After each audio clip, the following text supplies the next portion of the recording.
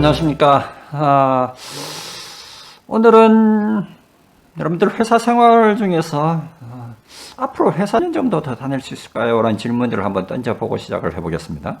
여러분들 현재 다니고 있는 이 직장에서 과연 회사 생활을 몇 년 정도 더 하실 수 있을까요? 10년? 15년?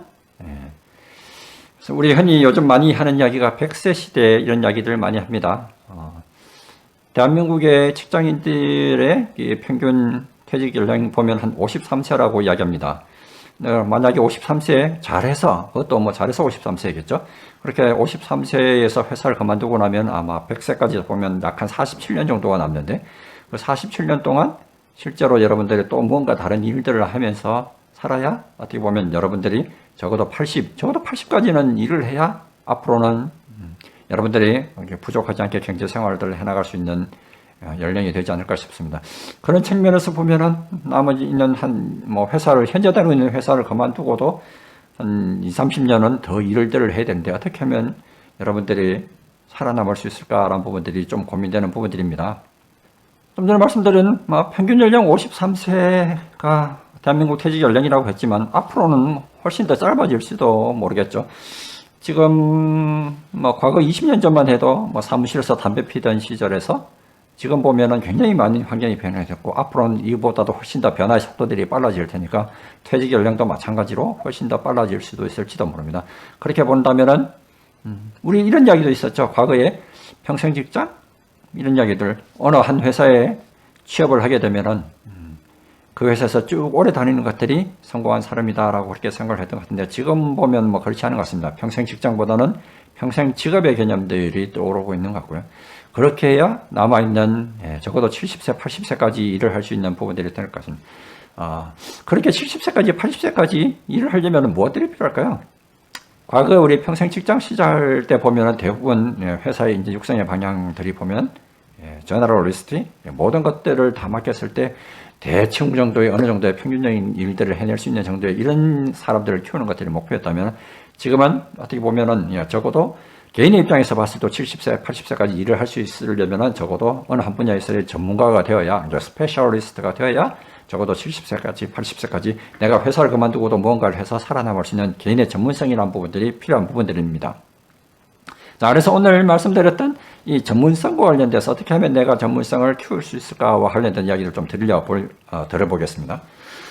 실제로 전문성이 중요한 이유들 보면은, 잡코리아에서 작년도에 조사한 결과들을 보면은, 실제로 대부분, 개인의, 일단 가장 중요하게 생각하는 요인들이 보면은, 개인의 전공 지식과 관련된 부분들이고 나머지 요인들도 자세히 보면 대체적으로 그 사람들의 실력, 전문성과 관련된 이야기들이 채용에 있어서 가장 중요하다. 그래서 새로 직장을 구하는 사람들에게 있어서도 마찬가지 실력, 전문성이라는 부분이 중요하지만 여러분들이 앞으로 남아있는 70, 80세까지 일을 하려고 해도 마찬가지 전문성은 중요한 요소입니다. 얼마 전에 제가 TV에서 방송된 것 중에 하나가 구글, 전 세계 직장인들이 가장 가고 싶어 하는 회사 중에 하나인 구글에서 사람들을 뽑는 모습, 그 중에서 우리나라의 부산의 어느 아주 보잘것없는 지방대학을 졸업한 구글에 취업한 사례를 하나 보여드리는데요. 그 학생 아마 부산에 있는 어느 지방대를 졸업하고 나서 별 볼 것 없이 직장 생활을 하다가 뭔가 안 되겠다 싶어서 자기 나름대로 뭔가 어떤 IT 소프트웨어를 만들어서 활발하게 활동을 하고 있는 중에 구글에서 연락이 와서 면접을 하고 채용이 됐다는 이야기 있습니다. 거기서 나왔던 이야기를 보니까 실제로 구글에서 입사 채용을 하는 방식들을 보니까 채용 매니저가 채용 입사 지원자와 1대1로 적어도 한 3, 40분씩 집중 인터뷰를 하는 거죠. 그 인터뷰가 여러분 학벌이 어떻습니까? 이런 이야기를 묻는 게 아니라 네가 할 수 있는 것, 그래서 이런 것들에 대해서 어떻게 생각하느냐. 그래서 그 사람이 실제 할 수 있는 것과 관련된 자격, 실력과 관련된 부분들의 질문들을 하고 그것들을 잘 할 수 있겠다 싶으면은 그 사람의 학벌이나 스펙 이런 것들에 관계없이 채용을 한다라는 이야기를 봤습니다. 이처럼 앞으로 대부분의 많은 기업들이 과거의 스펙 이런 부분보다는 현재 할 수 있는 본인의 실력 이런 것들이 중요한 것 같습니다. 그래서 최근에 많은 국내 기업들에서도 인사제도나 평가제도의 방향들이 바뀌어져 가는 것 같습니다. 개인의 과거에 직급별로 있었던 호칭들도 다 없애고 대부분 적어도 두세 단계로 직급 체계도 단순하고 평가 체계도 그 사람들이 실제 했던 업무 전문성을 바탕으로 평가 체계들이 굉장히 바뀌어가는 추세에 있습니다. 그런 측면에서 봐서도 현재 직장 생활에서도 잘 하려면은 내 실력들을 키우는 것들이 나의 평가도 잘 받을 수 있는 요소인 것 같다라는 이야기입니다. 언젠가 Good to Great라는 짐 콜린스가 지은 위대한 기업들에서 위대한 기업들의 비밀 이런 것들을 적어놓은 책에서 보면은 위대한 기업들의 리더들이 해야 될 가장 첫 번째는 방향을 제시하는 게 아니라 같이 함께 일할 사람, right people을 뽑는 것이 가장 첫 번째 일이다, 리더의 할 일이다라고 이야기를 했던 것 같습니다. right people이라는 얘기가 뭡니까? 어떻게 보면은 우리가 해야 될 일들과 관련된 적합한 실력을 갖춘 사람, 가치, 태도 부분을 포함한 실력 있는 사람들을 뽑는 것이 리더의 첫 번째 일이다라고 이야기를 했습니다. 이처럼 개인의 실력, 전문성이라는 부분들이 굉장히 중요하다는 이야기입니다. 자, 전문성을 갖춘 사람, 전문가라고 이야기할 수 있겠죠. 그래서 이 전문가라는 사람들을 한번 정의를 보면 이렇게 정의 내려볼 수 있을 것 같습니다. 특정 분야에서 지식, 스킬을 가지고 높은 수준의 결과를 항상 일정적으로 나타내는 행동 그리고 잠재력을 가진 사람, 이런 사람들을 전문가라고 이야기할 수 있을 것 같습니다. 흔히 생각나면은 달인이라고 볼 수 있을 것 같죠.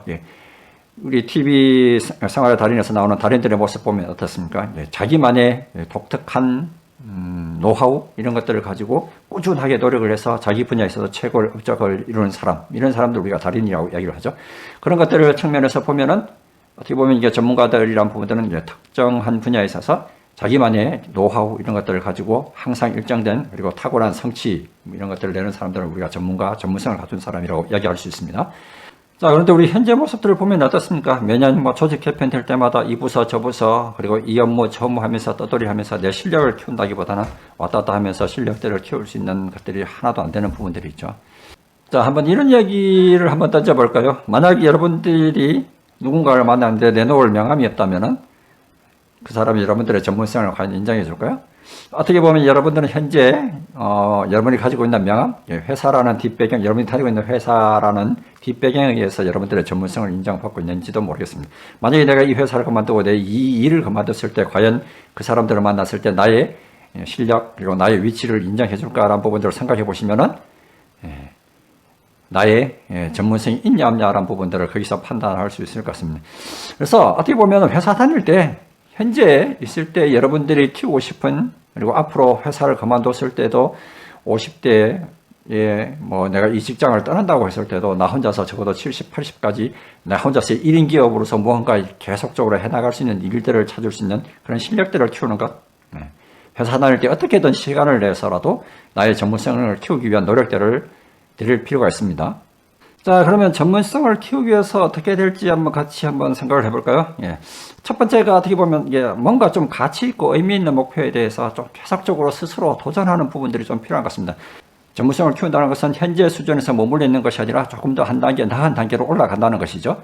그래서 어떻게 보면은 여러분들이 생각하시는 중요하게 생각하는 내적인 목표 이런 부분들을 설정을 해서 그것들을 스스로 의미 있게 도전하는 부분들 그리고 상사가 어떤 과제를 준다라고 했을 때도 싫어하는 것들이나 새로운 과제면 기꺼이 여러분들이 즐거운 마음으로 새로운 과제들을 수행하다 보면 여러분들의 실력들이 느는 부분들이 있을 것 같습니다.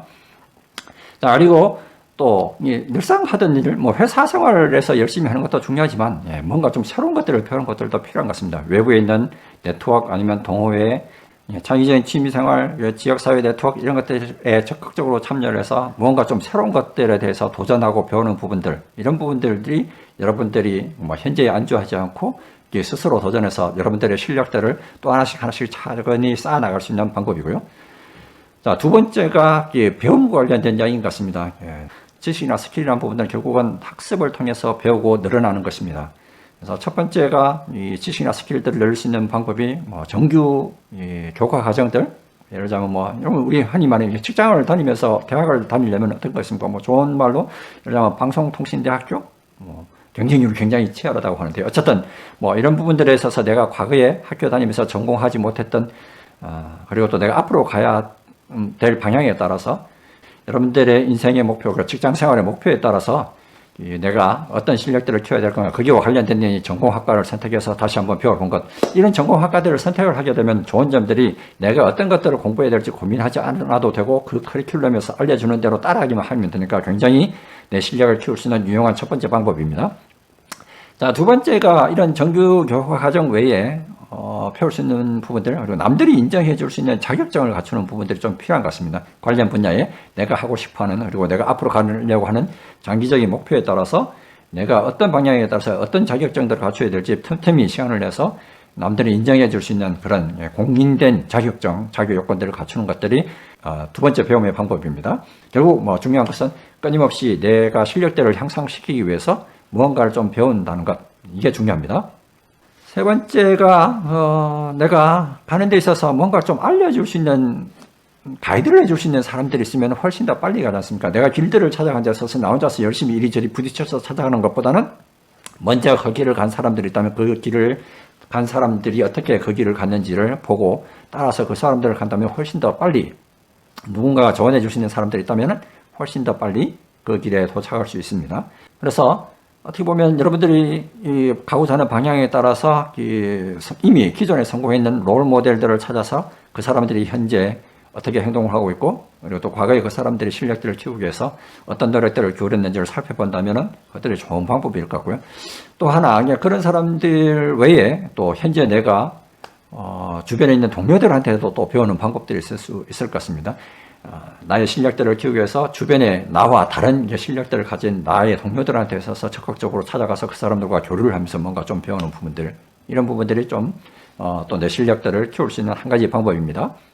마지막으로 전문가 네트워크, 뭔가 이렇게 특정한 전문가들이 모여있는 집단들이 있죠. 예, 거기에 나도 참여를 해서 뭔가를 배우는 부분들이 좋은 것 같습니다. 저도 주말 농장을 한 지 한 8년 정도 되는데요. 처음에 첫 해에 할 때는 저 혼자서 어떤 외진 땅에 가서 이렇게 농사를 짓다 보니까 완전히 실패했던데, 2차 년도부터는 대규모로 꾸며놓은 주말 농장에 가서 이렇게 주말 농장을 하다 보니까 주변에 남의 일에 대해서 와서 이렇게 도와주려고 하는 사람들이 많죠. 그 사람들이 이렇게 해라 저렇게 해라 해서 소위 나름의 농사에 대해서 전문 지식들을 알고 있는 사람들이 저에게 와서 이렇게 가르쳐 주니까 굉장히 쉽게 2년차, 3년차 돼서 한 1, 2년 만에 대체적으로 주말 농장은 이렇게 하는 것이구나 라는 것들을 쉽게 배웠던 경험들이 있습니다.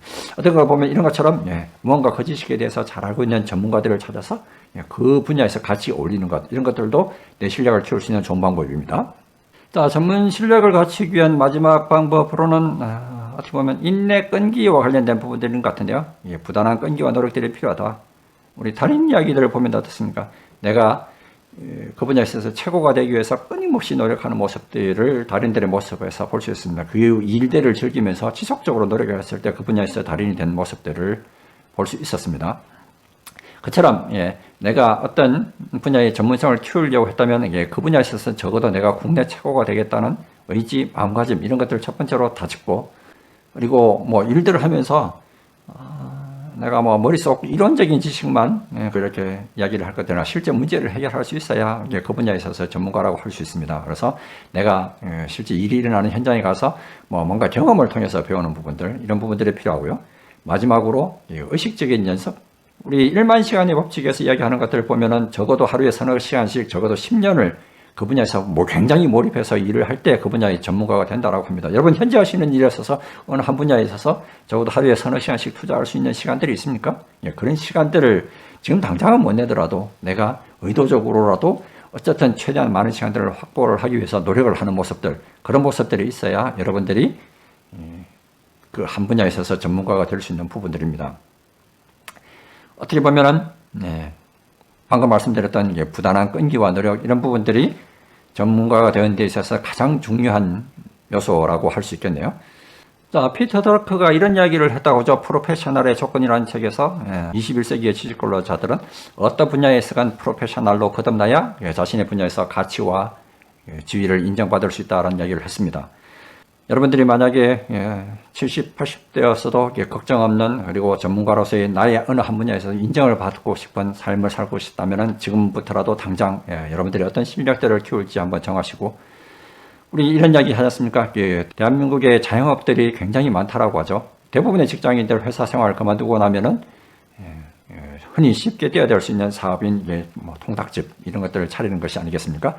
여러분들은 그런 모습들이 되지 않기 위해서, 그리고 여러분 나름대로서 여러분의 위치에서 여러분들의 실력을 가지고 1인 기업으로서 독자적인 생활을 영위할 수 있도록 지금부터라도 늦지 않게 여러분들의 실력들을 키우는 여러분들이 되시기를 바라겠습니다.